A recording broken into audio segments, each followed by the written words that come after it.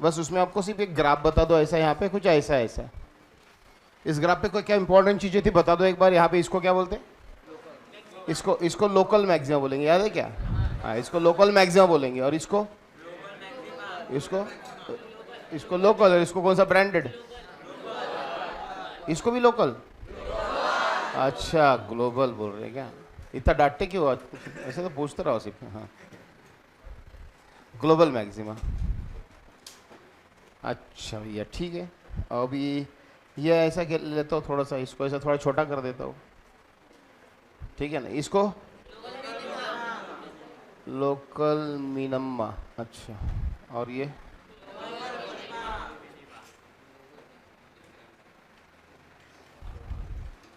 Global ऐसा थोड़ी रहता है, स्पेलिंग ऐसा रहता है ना।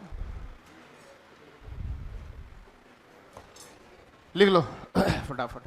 अब y as a function of x दिया रहेगा, y in the form of x दिया रहेगा, y is a function of x दिया रहेगा। तो स्टेप नंबर ए रहेगी तुम्हारी, स्टेप 1। स्टेप 1 रहेगी इसका dy बाई dx लेने का। स्टेप नंबर 2 रहेगी आपकी, कुछ नहीं दे, सीधे स्टेप्स लिख के देता हूँ। स्टेप नंबर 1, स्टेप नंबर 2 में और एक बार dy बाई dx लेने का, मतलब डबल डेरिवेटिव। ये फर्स्ट डेरिवेटिव है, second derivative, first derivative, second derivative, ऐसे दो डेरिवेटिव फटाफट एक के नीचे एक लिख लेना। यानी तभी के तभी दो डेरिवेटिव लेना आसान हो जाता थोड़ा सा। इसको ठीक से लिखा पड़ेगा। यस, दो डेरिवेटिव ले लेना। इसको आप लगे तो बोल दो यहाँ पे, ये फर्स्ट डेरिवेटिव है ना, first derivative and this is second derivative. ठीक है, ये दो फटाफट ले लेना, दो स्टेप। उसके बाद देखो, उसके बाद मैक्सिमा है कि मिनिमा है, वो उसकी टेस्ट क्या है? मैक्सिमा है वो जो है, जो इक्वेशन है, ये मैक्सिमा को प्रोवाइड करेगा या मिनिमा को प्रोवाइड करेगा, ये कौन सा डेरिवेटिव से पता चलता है? फर्स्ट की सेकंड। ये जो इक्वेशन है मैक्सिमम वाला प्रॉब्लम है, इसमें मैक्सिमा तैयार होने वाला है कि मिनिमा तैयार होने वाला है, ये फर्स्ट डेरिवेटिव वाले टेस्ट से पता चलता है या सेकंड डेरिवेटिव की टेस्ट से? सोच के बताओ, कैसे क्या फर्स्ट डेरिवेटिव से कैसे पता चलता? इक्वल टू, तो उससे क्या होता? फिर इक्वल टू 0 करने से क्या मिलता है? एक्स की वैल्यू मिलती। वो एक्स की वैल्यू जो मिलती है, वो एक्स की वैल्यू इसमें पुट करने पर मैक्सिमा आएगा कि मिनिमा आएगा, वो थोड़ी पता चलता उससे, वो इससे पता चलता। याद रखो अभी भी, ये जो इक्वेशन दिया है मैक्सिमा का है कि मिनिमा का है, वो इससे पता चलता। कैसे पता चलता? इसका आंसर अगर लेस देन 0 आया, मतलब निगेटिव में आया, तो ग्राफ का मुंह, अरे निगेटिव में आंसर आया तो ग्राफ का मुंह नीचे रहेगा। और ग्राफ का मुंह नीचे रहा तो बताओ ये मैक्सिमा का प्रॉब्लम है कि मिनिमा का? अरे ग्राफ का मुंह नीचे, मतलब ये टिप, ये जहाँ पे स्लोप 0 बनता है जो, वो मैक्सिमा का। कैसे करोगे ऐसे से? बराबर याद रखो, ऐसा जा रहे बराबर, ऐसा बोलो मत बार बार। सो सेकंड डेरिवेटिव की टेस्ट देखो यहाँ पे। फिर यहाँ पे होता है नेक्स्ट स्टेप क्या होती है, देखो स्टेप नंबर 3 तुम्हारी होती है कि जो है सेकंड डेरिवेटिव है ना d2y अपॉन dx2, उसके इक्वल टू उसका जो आंसर है अगर वो लेस देन 0 आया, मतलब क्या आया? निगेटिव आया, तो फिर ग्राफ का मुंह इसी के आगे बना देता हूँ, नीचे रहेगा। और ग्राफ का मुंह अगर नीचे रहा तो ये तुम्हारा, ये स्लोप जो दिख रहा है 0, ये तुम्हारा क्या रहेगा? मैक्सिमा रहेगा। और दूसरा बाद में यहाँ पे और इसी को और करके स्टेप नंबर 3 ही चल रही है। d2y अपॉन dx2 का आंसर अगर ग्रेटर देन 0 आया, मतलब क्या आया? पॉजिटिव अगर आया, तो ये जो ग्राफ बनेगा पॉजिटिव है ना, ग्राफ का मुंह ऊपर, और ग्राफ का मुंह ऊपर अगर रहेगा, मतलब ये जो पॉइंट है वो मिनिमा का पॉइंट रहेगा। और मैक्सिमम मिनिमा पता चल गया। उसके बाद लास्ट स्टेप, क्या लास्ट स्टेप? कि अब वो मैक्सिमा है कि मिनिमा है वो तो पता चल गया, लेकिन फिर अगर मान लो कि मिनिमा आ गया, तो वो मिनिमा की वैल्यू रहेंगी कितनी, या अगर मैक्सिमा आ गया तो मैक्सिमा की वैल्यू रहेंगी कितनी, वो कहां से निकालते हैं? कैसा पता चलता है? वो करने के लिए आपको फर्स्ट डेरिवेटिव जो है उसमें इक्वल टू 0 करना पड़ता उसमें। नाउ टू फाइंड वो y का आंसर मैक्सिमम और मिनिमम जो भी रहा होगा, वो आंसर फाइंड करने के लिए क्या करना पड़ता? Put dy by dx equal to 0, and इसमें से आपको क्या इंप्लाई होगा, x की वैल्यू पता चलेगी। x के हो सकते हैं एक आंसर या दो आंसर मिलेंगे, एक x1 मिलेगा, शायद एक x2 मिलेगा, एक रूट, दो रूट, कितने भी मिल सकते हैं। और ये x1 या x2 की जो भी वैल्यू आएंगी वो आपको इक्वेशन नंबर, अपना जो गिवन इक्वेशन है ना ओरिजिनल, वो ओरिजिनल इक्वेशन में वो x की वैल्यू पुट करेंगे तो वो y मिलेगा। वो y तुम्हारा हो सकता है मैक्सिमा भी रह सकता है या फिर वो मिनिमा भी रह सकता है। तो वो y x की वैल्यू जो है, एंड ये वाली जो दोनों वैल्यूज है, put this value, put this values in equation 1। कौन सा इक्वेशन 1? दैट इज कौन सा equation, y is equal to वो समेशन एफ एक्स, मतलब y is equal to f x, मतलब फंक्शन ऑफ x वाला जो इक्वेशन रहेगा, y is equal to function of x वाला जो इक्वेशन रहेगा, उसमें वो वैल्यूज पुट करेंगे, x की वैल्यूज पुट करेंगे, तो आपको फिर मिलेगा y का आंसर। लिख लो, ऐसे ध्यान में नहीं रहता हो बेटा, पर अभी अपने को प्रोसीजर लिख लेना चाहिए। जब आपने को न्यूमेरिकल आएंगे नहीं इस प्रकार के, अब एक न्यूमेरिकल लेता हूँ, आपको समझ में आएगा कितना आसान है करके। ये ऐसा प्रोसीजर लिखने में ज़्यादा ही टफ लगता है। एक क्वेश्चन लेता हूँ अभी आपको, देखो u इक्वल्स टू u, ऐसा u दिया हुआ, u equals to 2 minus 3x plus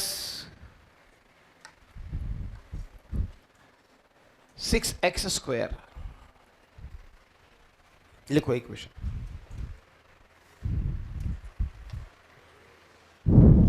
और उस क्वेश्चन देखो क्या रहता है, फाइंड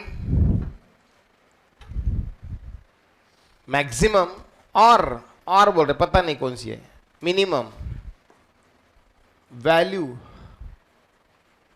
ऑफ एनर्जी। तो ये क्या बोलेंगे, एनर्जी क्या है ये, तो ये जो U लिखा है ना, U सिंबल हमारे फिजिक्स में एनर्जी के लिए यूज होने वाला, पोटेंशियल एनर्जी के लिए। U, कैपिटल U सिंबल हमारे फिजिक्स में आगे आने वाले कुछ चैप्टर में, अभी आगे आने वाले चैप्टर में, तो सर अभी क्यों पढ़ा रहे हैं, आपको पता है ना मैं बेसिक मैथ्स ले रहा हूँ, मतलब ऐसी सिचुएशन आने वाली आगे जब पोटेंशियल एनर्जी से रिलेटेड चैप्टर में पढ़ाऊंगा ना आपको, कैसे रिलेटेड, पोटेंशियल एनर्जी से रिलेटेड, तो उस पोटेंशियल एनर्जी से रिलेटेड चैप्टर में ऐसा कोई इक्वेशन आ जाएगा, उसको सॉल्व कैसा करते हैं मैथमेटिकली वो पढ़ा रहा हूँ। अभी वो चैप्टर नहीं पढ़ा रहा हूँ, वो सिचुएशन मैथमेटिकली कैसे हैंडल करते वो पढ़ा रहा हूँ। तो थोड़ी सी पढ़ के रखो, अभी इसे थोड़ा थोड़ा भी समझ में आ गया तो भी बहुत है, क्योंकि बाद में होने वाला है सारा कुछ वो। तो ऐसा इक्वेशन आएगा कुछ एनर्जी का, इसको एनर्जी का इक्वेशन बोलते हैं। बट ये एनर्जी जो आने वाली है, किसी पार्टिकल की जो एनर्जी आने वाली है, वो मैक्सिमम रहेंगी कि मिनिमम रहेंगी, वो आपको पहचानने को बताते हैं। वो बोलते हैं कि बताओ वो एनर्जी जो है, ये इक्वेशन जो है एनर्जी का, वो इक्वेशन से आप पता करके बताओ कि वो एनर्जी मैक्सिमम रहेंगी कि मिनिमम रहेंगी, और वो कितनी रहेंगी वो भी फाइंड भी करनी है, फाइंड मैक्सिमम या मिनिमम वो भी सोचो, और वो मैक्सिमम रहेंगी कि मिनिमम रहेंगी वो भी सोचो, और उसकी वैल्यू क्या रहेगी वो भी बताओ। ऐसा क्वेश्चन। चलो चालू हो जाओ धड़ाधड़ भी अपने स्टेप से। बोलो स्टेप नंबर 1, डेरिवेटिव। क्या लिखो फिर, डी वाई नहीं बेटा, वाई नहीं, यू, वाई के बदले क्या दिया, यू दिया, तो अभी क्या लिखे, d u by d x. चलो बोलो, मैं नहीं बताऊंगा, आप बताओ क्या आएगा, डी यू बाई डी, इसका सबको आता है, मेरे सारे पूरी क्लास को आता है। बोलो इसका, इज वेरी गुड, इसका -3, इसका 12x, 6 2 जा 12x आ गया। दूसरा मतलब इसको अच्छे से लिखो, थोड़ा सा अच्छे से लिखो, जीरो भी हटाओ इसमें का, सही है ना, 0 हटा दिया तो 12x -3। ओके चलिए, ये एक इक्वेशन हो गया। ये इक्वेशन नंबर में ना, इसको क्या करता हूँ, इसको इक्वेशन नंबर 1 बोल दो, इसको इक्वेशन नंबर जो डी बाई डी एक्स का, इसको 2 बोल दो। नेक्स्ट स्टेप बोलो, यहाँ पे लिखता हूँ, यहाँ पे लिखता हूँ, स्टेप 2 बोलो, सेकंड डेरिवेटिव बोलो, d2u अपॉन dx2, बोलो सेकंड डेरिवेटिव, बोलो इसका डेरिवेटिव करो, 12x का 12 और 3 का 0, कितना आ गया, 12 ही आ गया। ये तो डायरेक्ट ही हो गया। बताइए लेस देन 0 है कि ग्रेटर देन 0 है?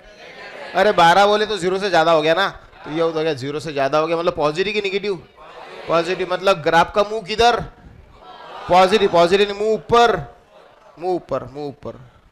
और मुंह ऊपर यानी बोलो ये कौन है, यस ये मिनिमा का क्वेश्चन है। समझ में आ गया, मतलब जो एनर्जी है ना, एनर्जी वो यू जो है ना, एनर्जी वो कैसी रहने वाली है, मिनिमम रहने वाली, ये पता चल गया, इतना ही पता। अब कितनी रहने वाली है वो कैसा निकालो, बोल, अब कितनी रहने वाली, मिनिमम तो रहने वाली, लेकिन कितनी, तो उसका वाला स्टेप याद है, उसके लिए पहला डेरिवेटिव है उसको, क्योंकि जब भी मिनिमम रहो या कुछ भी रहो, मिनिमम रहोगा कुछ भी रहो, जहां पे भी एनर्जी मिनिमम या मैक्सिमम थी, वहां की स्लोप वहां की स्लोप क्या होती है?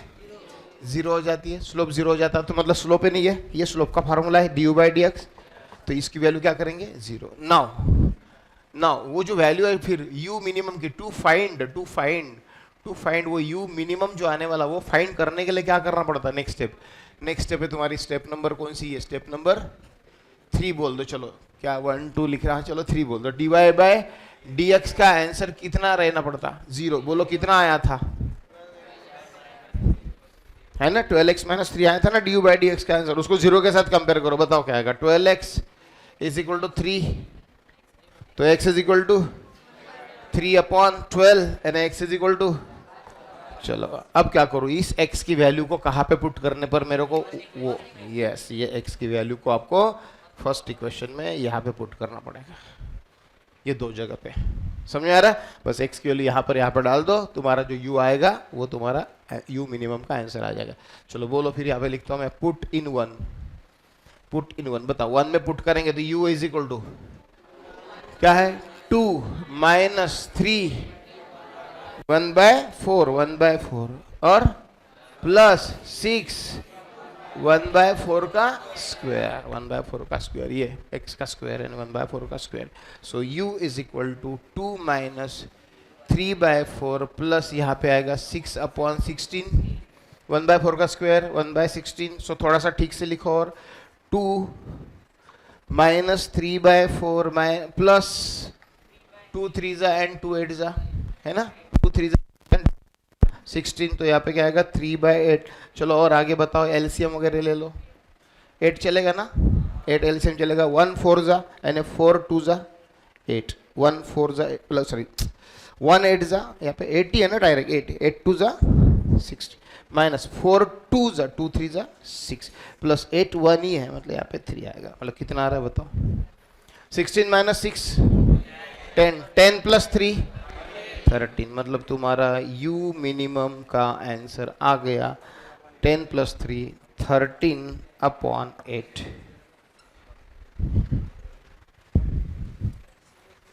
ऐसा प्रॉब्लम रहता है।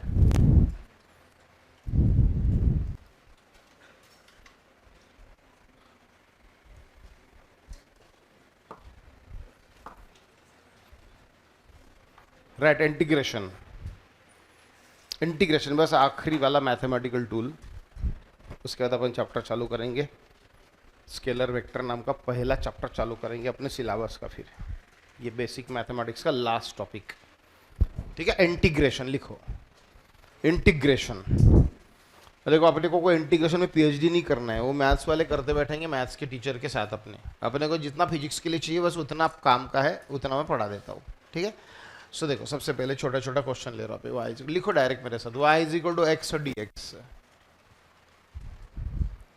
दूसरा लिखता हूँ y is equal to x square d x. Y is equal लिखता हूँ x to the power 4 d x.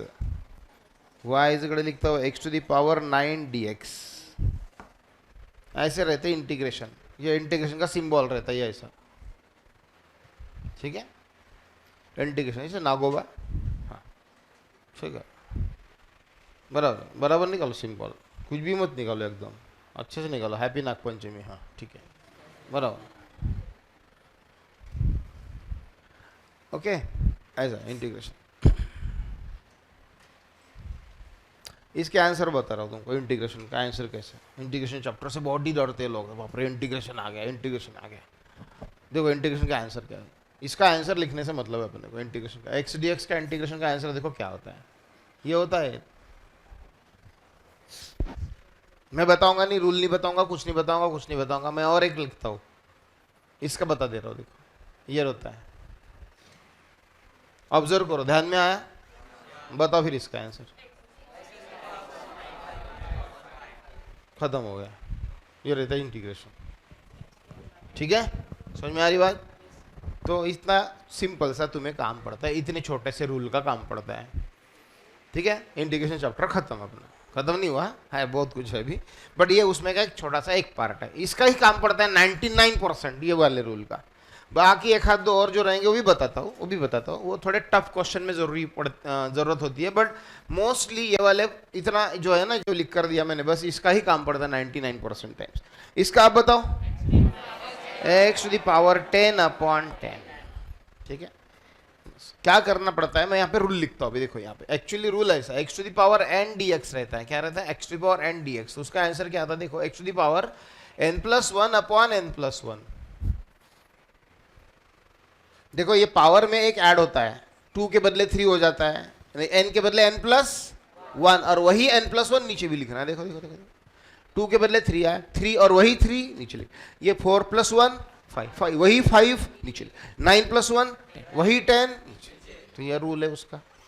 बाद में लिखो रूल, पहले ये लिख डालो, बाद में रूल लिखो, कोई फर्क नहीं पड़ता।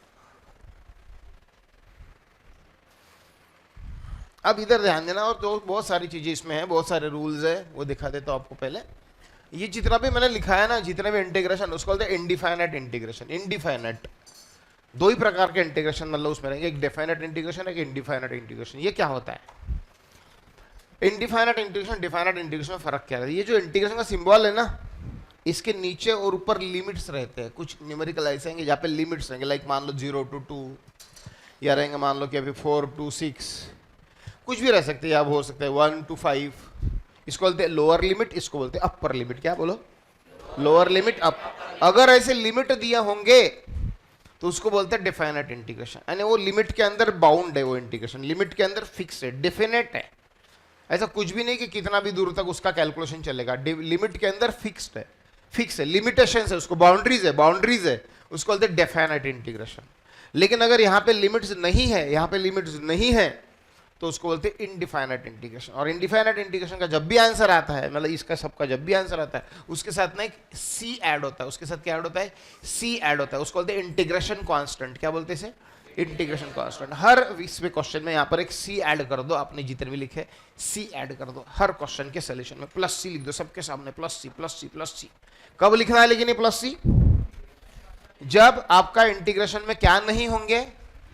लिमिट्स नहीं होंगे, अपर लिमिट ये लोअर लिमिट अपर लिमिट जब नहीं होंगे, नहीं होंगे, तो आपको यहाँ पे इंटीग्रेशन कांस्टेंट सी लिखना। बोलेंगे सॉरी सी का करना क्या है? वो क्या करना है, उसको फाइंड करना होता है, वो सी की वैल्यू फाइंड करनी होती है। वो न्यूमेरिकल जब लेंगे ना अपन एक्चुअल, तब वो सी की वैल्यू फाइंड कैसे करते हैं मैं आपको पढ़ाऊंगा, बताऊंगा बराबर। अभी सी फिलहाल के लिए लिख के रखो। बाउंड्री कंडीशंस होती है, उससे सी पता चलता है। वो बाउंड्री छोड़ो, ज़्यादा दिमाग में मैं डिफिकल्टी नहीं दूंगा अभी से एक साथ पूरी।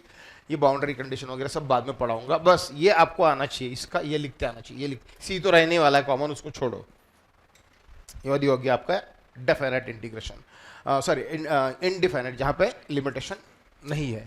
अब उसमें और बहुत सारे रूल है। देखो ये y इज इक्वल टू, मैं जो लिख रहा हूँ ना इंटीग्रेशन के अंदर, तो ये किसी के भी लिए आप लिख सकते हो, x to the power 5 dx, x to the power 7 dx, x to the power 8 dx, कुछ भी अलग अलग क्वेश्चन में ये x to the power 5 dx वाला भी लिख सकता हूँ। Even x to the power -4 dx भी ले सकता हूँ, x to the power -6 dx ले सकता हूँ।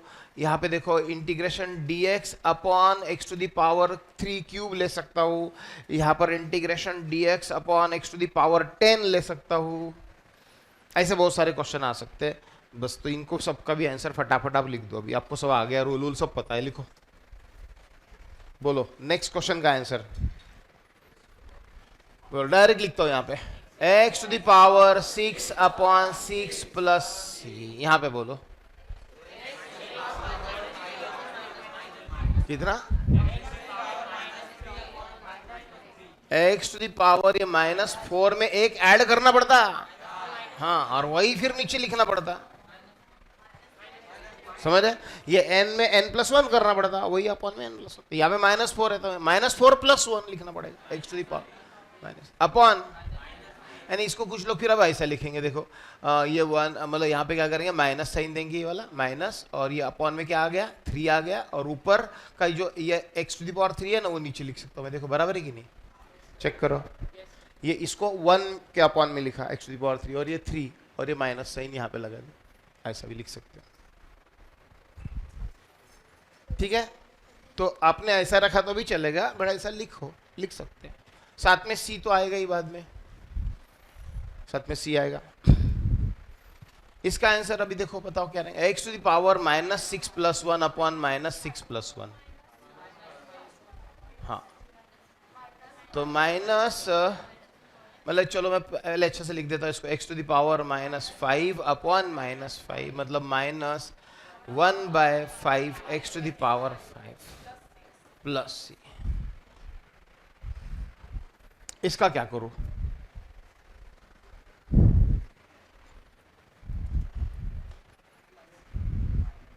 पहले इसको अपने फॉर्म में लाओ, इसको ऊपर लेके जाओ ना, पहले ऐसा अपॉन वाला काय को रखते हो, इसको पहले ऐसा लिखो, देखो एक्स टू द पावर।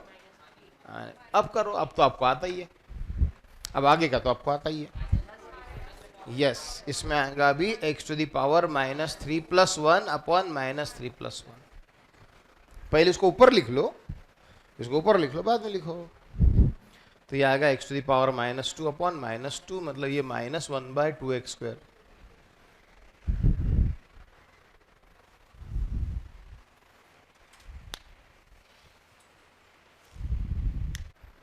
ये एक्स टू द पावर 10 को ऊपर ले जाओ, क्या हो गया? -10 आ गया।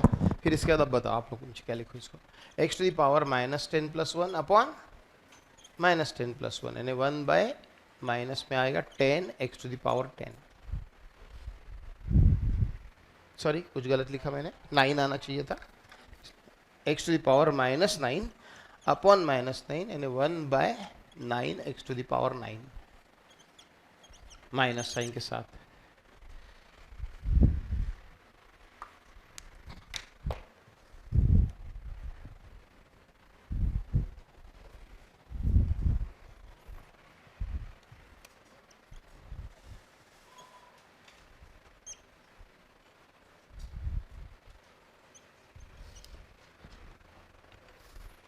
इसका आंसर बताओ, लास्ट जो लिखा मैंने।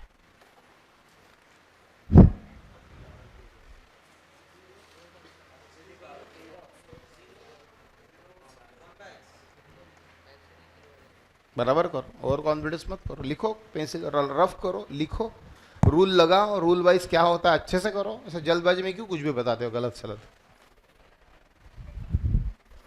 गड़बड़ हो जाती। देखो एक्स टू द पावर -1 में क्या करते, एक 1 ऐड करते ना, ऐड ही करते ना एक, और अपॉन में भी वैसे ही लिखना पड़ता। फिर क्या आ गया, और ये भी क्या आ गया, एनीथिंग टू द पावर 0 यानी क्या हो गया, किसी का भी पावर 0 रहता है तो उसकी वैल्यू 1 आती है। और अपॉन में क्या है, एनीथिंग अपॉन 0 नॉट डिफाइंड, मतलब इसको ना सॉल्व ही नहीं होता है, याद रखना। तो सारे इंटीग्रेशन सॉल्व होंगे, ये सब चलता है अपने को, सब चलता है, ये सब चलता है, क्या छोड़ के, एक्स का कुछ भी पावर चलता है अपने को, एक्स का पावर -4 चलता है, -6 चलता है, ये यहाँ पे कुछ भी 5 चलता है, 1 चलता है, 2 चलता है, 100 चलता है, -1000 चलता है, सिर्फ क्या छोड़ के, -1 नहीं चलता है अपने को। ये -1 अगर रहा तो ये रूल काम नहीं करता, यहाँ पे याद रखना। तो इसको ऐसा भी लिखता हूँ, देखो मैं ये भी काटो, और कभी कभी ऐसे फॉर्म में आएगा ये ऐसे। बताओ इसका आंसर कैसे निकालो, वही है, ये वही है, वही है, वही है, देख लो दूसरे अवतार में है। हाँ मतलब ये दूसरे अवतार में, देखो ये ऊपर लेंगे तो वही तो बनेगा, तो इसका नहीं होगा ऐसा। This rule will not be applicable, ये रूल से अप्लीकेबल नहीं रहेगा ये। तो इसको लिखने का दूसरा तरीका क्या है, फिर इसका आंसर निकालते कैसा है, तो इसका आंसर बेटा ये रहता है, लिखो यहाँ पे लिख रहा हूं मैं, y = dx अपॉन x, और इसी को मैं लिख रहा हूं y = x to the power -1 dx। ये जब रहेगा क्वेश्चन तो इसका आंसर रहेगा log x प्लस c। वो c का तो कभी रहेगा कभी नहीं रहेगा, बट ये रहेगा log to the base e रहता है, ये log x प्लस c लिख लो। x का डेरिवेटिव क्या आता था, 1/x आता था ना, तो 1/x का इंटीग्रेशन log x आएगा। सुनो सुनो क्या बोल रहा हूँ, नहीं ध्यान में आया, मैं क्या बोलने की कोशिश कर रहा हूँ। log x का डेरिवेटिव 1/x आया, तो 1/x का इंटीग्रेशन log x आएगा। समझ रहे, उल्टा हो जाता है। log x का डेरिवेटिव 1/x, तो 1/x का इंटीग्रेशन फिर से log x हो जाता है। log x का डेरिवेटिव, डेरिवेटिव यानी टुकड़े करना, बताया था मैंने। log x का डेरिवेटिव मतलब log x का डेरिवेटिव ने log x के टुकड़े, कितना आया आंसर, 1/x आया। अब 1/x का इंटीग्रेशन यानी, इंटीग्रेशन यानी जोड़ना, वो फिर से आज जुड़ जाएगा, मतलब फिर से log x आ जाएगा, ऐसा उसका मीनिंग रहता है। तो उसका आंसर log x रहता है, याद रखना। ये हो गया log से रिलेटेड। दूसरा और एक छोटा सा रह गया फॉर्मूला, देखो ये वाला इक्वेशन देखो, लिखो y equals to e to the power x dx, लिखो इसका integration y equals to e to the power x dx, e to the power x, इसका इंटीग्रेशन का आंसर देखो, बताओ क्या रहता है, e to the power x। अलग अलग रूल्स है, वो रूल नहीं चलता भी यहाँ पे, e टू द पावर में रहा उसका वही रहता है। लिखो, हो गया आंसर, आगे इसका ये है इसका answer, e to the power x। लेकिन y is equal to e to the power 2x है, ये प्लस c तो रहेगा ही, नो डाउट। तो अब इसका क्या रहेगा, इसका क्या रहेगा इंटीग्रेशन, तो ध्यान में दो, इसका e to the power 2x ही रहेगा, बट इंटू 2 डेरिवेटिव में होता था, ये इंटीग्रेशन चैप्टर चल रहा है, डिवाइडेड बाय 2 होता है, याद रखो थोड़ा सा फर्क है।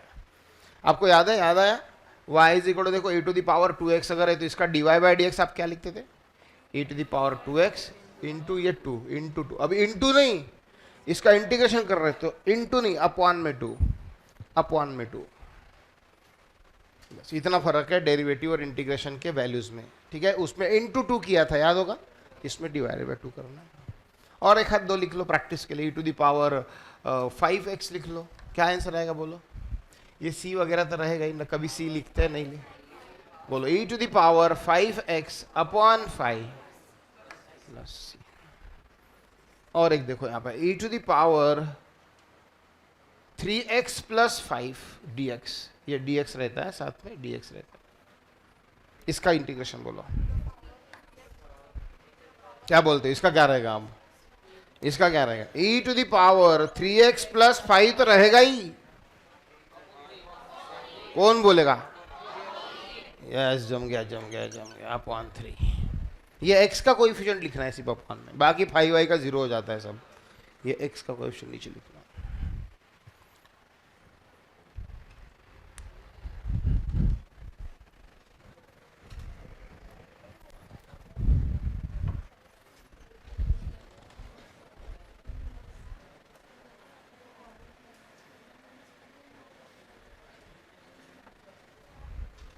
बोलो,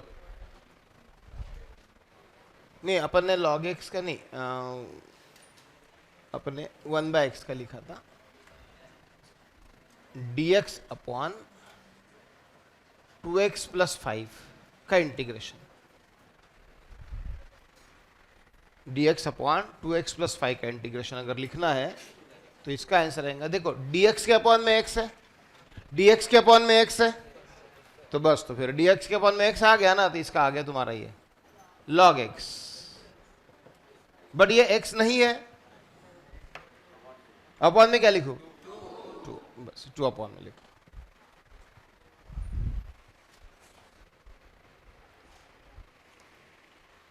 एक एक लिख के रखो, थोड़ा सा आइडिया रहे, ऐसा नहीं बोल रहा हूँ कि मैं आपको सारा आ जाएगा एक साथ इंटीग्रेशन, मतलब इतना आसान नहीं है, ये बताया था मैंने पहले आपको, मैथ्स वालों को ये 12वीं में चालू होगा चैप्टर, 1 साल के बाद यहाँ से, जो मैं आपको अभी से थोड़ा थोड़ा आइडियाज़ दे रहा हूँ, इसलिए बहुत एक्सपेक्ट भी नहीं कर रहा हूँ आपसे कि आपको एकदम परफेक्ट आएगा ये, बट इतना वर्कआउट करके चैप्टर नंबर 1 में जाना है ना, बहुत बहुत अच्छे से आपको फ़ायदा मिलेगा उसका।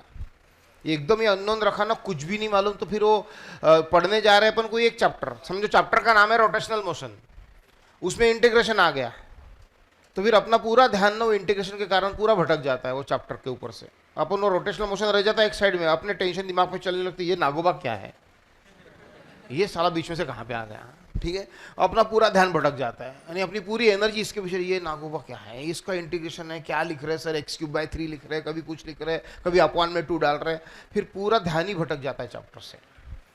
रोटेशनल मोशन का फंडामेंटल कॉन्सेप्ट अलग रह जाता और इसके ऊपर ही अपन पूरा फोकस करने लग जाते हैं, और वो चैप्टर फिर डिफिकल्ट लगने लगता है। इसलिए मैं पूरा एक्सपेक्ट नहीं करता हूँ आपसे कि अब पूरा एकदम ही परफेक्ट जा रहा हूँ करके, बट आपको हल्का फुल्का पता रहा, हाँ सर ये मालूम है इसका इतना लिखना होता है उसका उतना, तो आपको वो चैप्टर पढ़ते समय उतनी दिक्कतें नहीं आएंगी।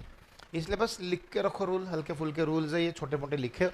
अभी और देखो यहाँ पर ये e to the power 3x plus 5 ही कर दिया हमने, तो e to the power 3x plus 5 का क्या आया, e to the power 3x plus 5 तो आएगा ही, अपॉन में 3 है। अब देखो यहाँ पे और एक छोटा सा problem, x square plus 1 dx लिखो, एक्स स्क्वायर प्लस 1 dx। अब ऐसा जब रहेगा, जिसमें प्लस का साइन है, यहाँ पे देखो प्लस का साइन है, अगर प्लस का साइन यहां पर है तो इसका सबसे पहले काम कर लेना, इसको डिवाइड कर लेना, अलग अलग कर लेना, मतलब dx इसको और इसको दोनों को दे देना। ये dx जो है ना, इसको भी दे देना, इसको भी दे देना। मतलब क्या बोल रहा हूं मैं, इंटीग्रेशन एक्स स्क्वायर dx अलग लिखना और इंटीग्रेशन 1 इंटू dx अलग लिखना। यहाँ पे 1 लिख लिया क्या आपने, ठीक है, रहने दो 1 ही रहने दो, 1 से आपको कंफ्यूजन हो सकता है इसलिए 2 करने वाला था, बट रहने दो, कोई फर्क नहीं पड़ता। dx इसको भी दे दिया, इसको भी दिया, इसको अलग लिख लिया इंटीग्रेशन, इसको अलग लिख लिया इंटीग्रेशन, अलग अलग कर देना, प्लस साइन आए तो सारे टर्म स्प्लिट कर देना, प्लस साइन अगर है ये अलग कर देना, ये अलग कर देना, दोनों का इंटीग्रेशन भी ले लिया, dx दोनों को बांट दिया, बराबर है, ब्रैकेट में मल्टीप्लाई करके। अब इसको आपको अच्छे से आता है, ये भी आपको आता है, ये वाला पहले बोलो,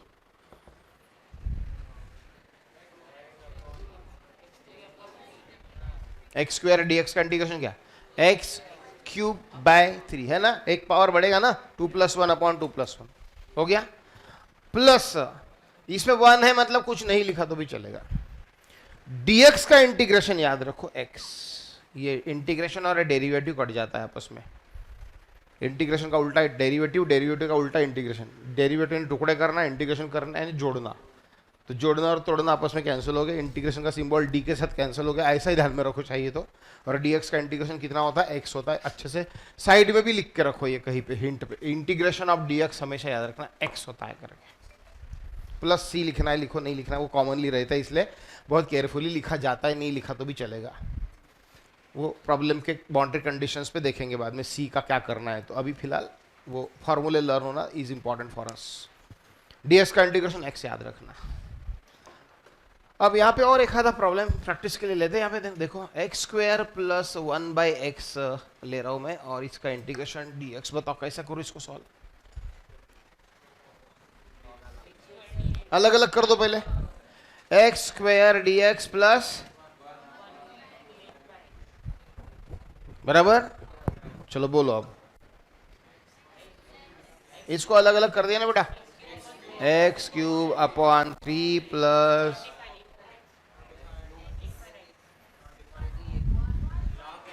अरे यार अभी तो पढ़ा लिख के भी रखा है ना, ऐसा क्यों कर रहे हो,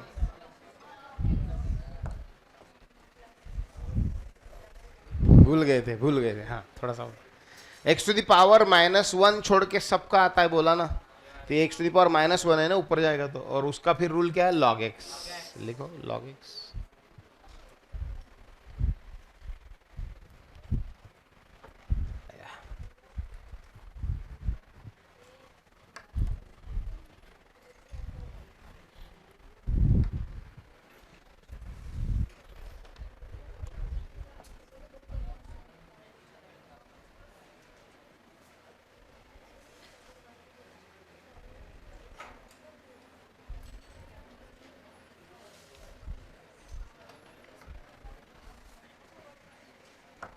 इसका करो,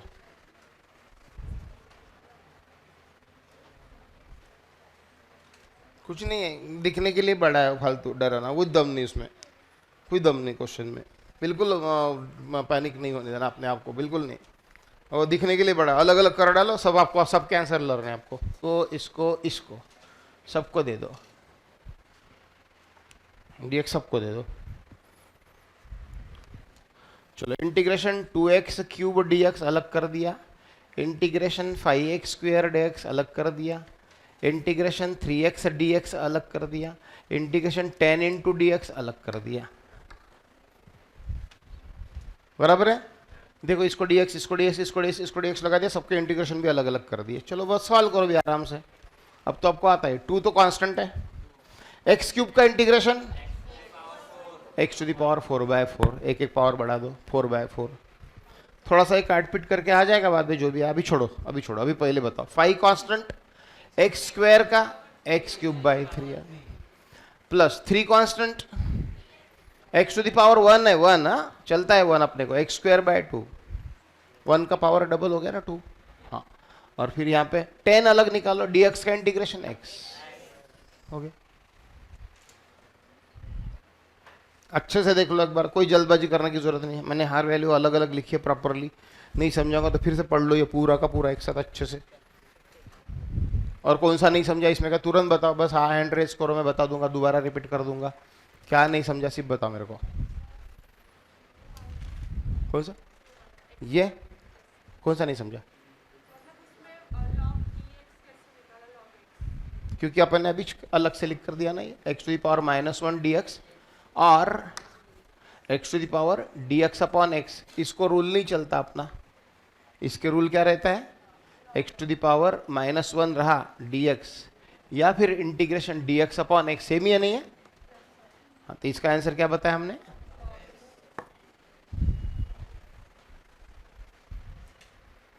बस वो फॉर्म पहचान में आने को होना, हो जाता है वो प्रैक्टिस, कोई खास डिफिकल्ट। अब चलो बताओ,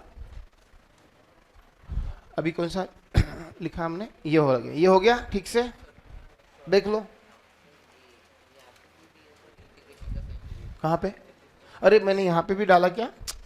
अरे यार सॉरी, पता नहीं वो दूसरा कुछ, ये कहीं पे थोड़ी नागोबा आ जाएंगे। ठीक है बराबर, पता नहीं वो जल्दबाजी में लिखते लिखते इंटीग्रेशन का साइन हो गया ना सॉल्व, इंटीग्रेशन सॉल्व हो गया।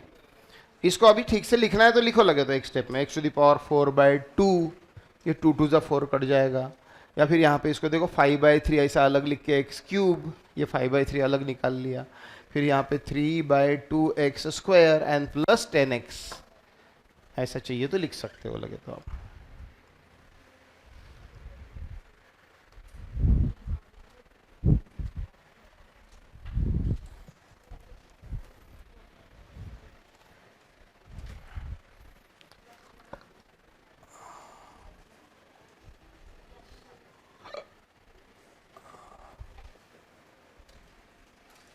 अब लिखो definite integration.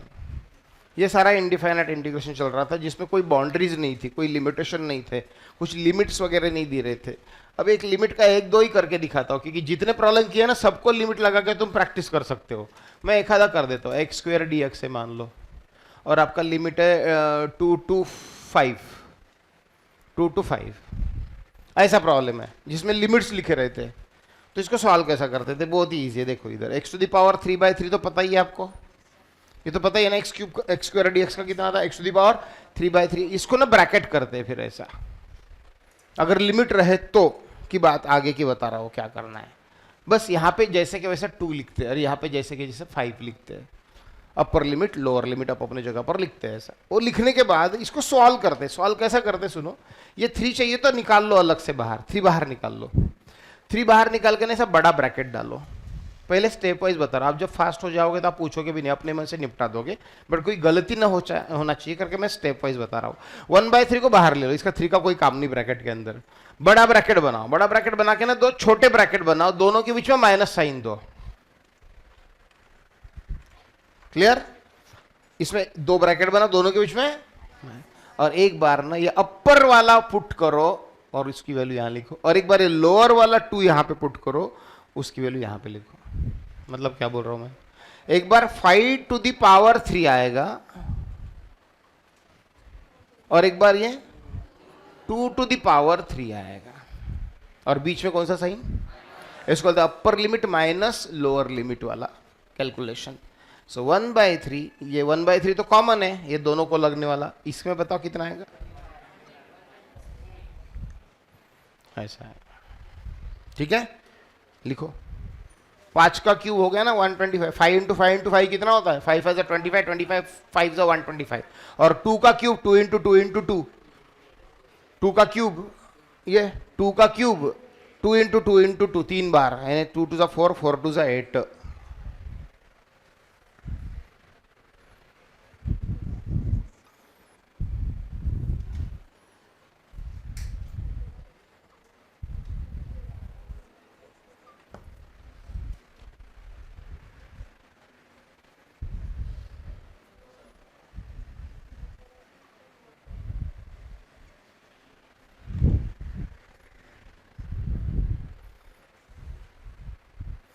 is equal to 2x plus 2x to the power like y is equal to 2x square ले लिया, 2x स्क्वायर, और फिर यहाँ पे 0 टू 2 लिमिट है, 0 टू 2।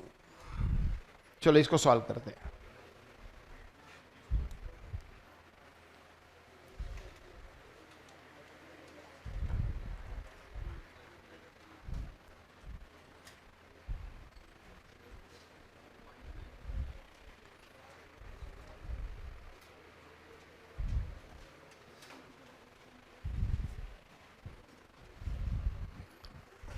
हो गया लिख कर उतना। चलो ये देखो, देखो इसको सॉल्व करता हूं आपके सामने में बराबर। बताओ 2 तो कांस्टेंट है, इसका क्या आएगा, एक्स क्यूब बाई 3 आएगा, है ना, एक्स क्यूब बाई 3 आएगा। इसमें फिर ये लिमिट लगेगा 0 टू 2, ये 0 टू 2 है। आगे देखो, आगे देखो, यहाँ पे 2 और 3 को भी बाहर ले लो, ये 3 को भी ले लो ना बाहर इसके, और फिर यहाँ पे देखो एक्स क्यूब बचा और ये 0 टू 2 है। अब अच्छे से लिखो, अब बताओ कैसे लिखो। इसके आगे लिखता हूं मैं, 2/3 बाहर है, एक बड़ा सा ब्रैकेट आएगा, उसके अंदर माइनस साइन के साथ 2 छोटे ब्रैकेट आएंगे। बताओ क्या करूं अब।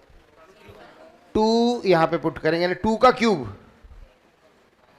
और एक बार 0 का क्यूब हो गया, 2 का क्यूब माइनस 0 का क्यूब। बताओ क्या आएगा अब, 2/3, और यहां पे क्या आएगा 8 ये 2 का क्यूब 8 है, 0 का क्यूब 0 रहेगा, तो यहाँ पे आएगा 2/3 इंटू 8, ऐसे टाइप का।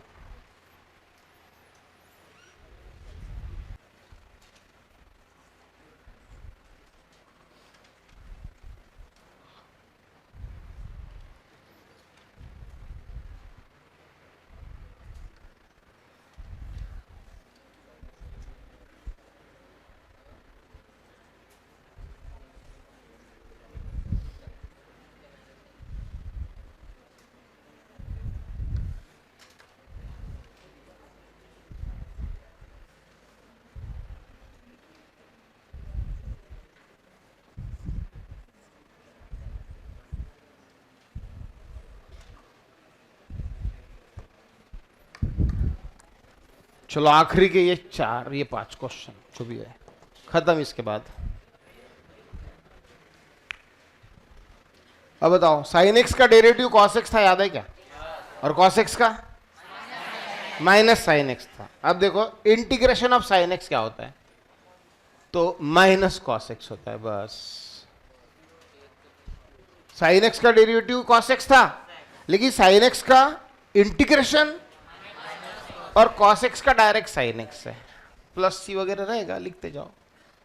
अभी देखो ध्यान, साइन एक्स का डेरिवेटिव कॉस एक्स था बराबर, कॉस एक्स का डेरिवेटिव माइनस, बट इधर क्या है, साइन एक्स का डेरिवेटिव माइनस कॉस, पर कॉस एक्स का सीधा सीधा प्लस में आता है। कॉस एक्स का इंटीग्रेशन डायरेक्ट प्लस में आता है, cos sine x, cos x का integration sine x, but sine x का माइनस कॉस एक्स, इतना याद रखो। यहाँ पे देखो, यहाँ पे आप बताएंगे, मैं नहीं बताऊंगा, यहाँ का आप बताएंगे। साइन का होता है minus cos 2x, yes yes, upon 2, ये 2 आ गया ना एक्स्ट्रा, अपॉन में डालो उसको, अपॉन में डालो। इसमें बताओ कॉस का डायरेक्टली बताओ, प्लस की माइनस, कॉस का सीधा सीधा प्लस, कॉस मतलब क्या, sine 5x upon 5, sine 5x upon 5, plus c डालो। यहां पे साइन एक्स का माइनस में आएगा, माइनस कॉस 5x प्लस 2, हाँ अपॉन में क्या रहने वाला, 5 रहने वाला है, क्योंकि ये 5 अपॉन में आ जाएगा। लास्ट वाला sign 2x minus 2,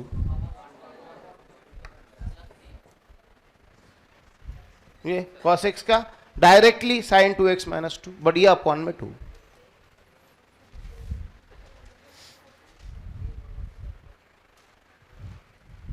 x D x को 0 टू π/2, या ऐसा करो 0 टू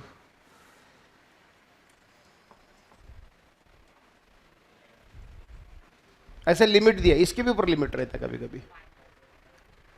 इतना एक देख लो, बाद में आप प्लीज लिखो, फिर मैं फ्री हो जाता हूँ, थोड़ा दूसरा लेक्चर का टाइम हो रहा है। यहाँ पे देखो, cos x का पहले बताओ, माइनस नहीं बेटा, इंटीग्रेशन डायरेक्ट आता साइन एक्स, ओके।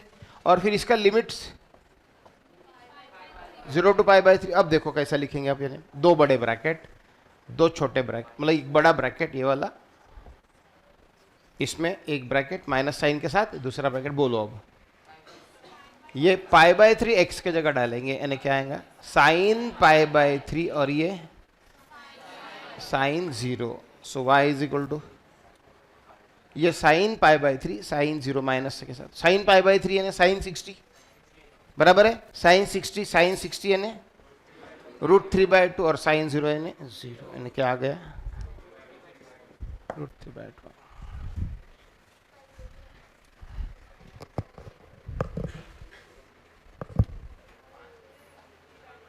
π/3 यानी 60 डिग्री, साइन 60 √3/2।